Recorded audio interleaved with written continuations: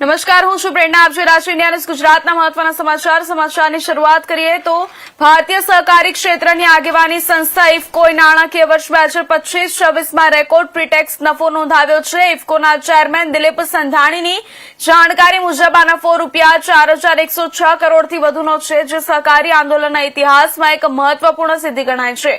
સંધાણીનું કહેવું છે કે આ સિદ્ધિ માત્ર સંખ્યાઓની વાત નથી, પરંતુ ખેડૂતોની મહેનત, કર્મચારીઓના સમર્પણ અને સહકારના મૂલ્યોની વિજય ગાથા છે. ઇફકોના વેચાણમાં પણ નવી ઊંચાઈ પહોંચી છે. ખાતરનું વેચાણ 118.75 લાખ મેટ્રિક ટન સુધી પહોંચ્યું છે અને પુરવઠો 119.68 લાખ મેટ્રિક ટન સુધી થયો છે, જે ખેડૂતોની જરૂરિયાતોને અનુરૂપ છે. ઇફકોની નેનો ખાતર શ્રેણી પણ નોંધપાત્ર પ્રગતિ કરી રહી છે. નાણાકીય વર્ષ 2025-26માં નેનો ખાતરના વેચાણ 301 લાખ બોટલથી વધારે થયું છે. Nano urea plus, nano DAP, nano zinc અને નેનો કોપર જેવા ઉત્પાદનો ખેડૂત માટે વધુ અસરકારક, પર્યાવરણને અનુકૂળ અને ખર્ચ અસરકારક વિકલ્પ તરીકે ખ્યાતિ પામી રહ્યા છે.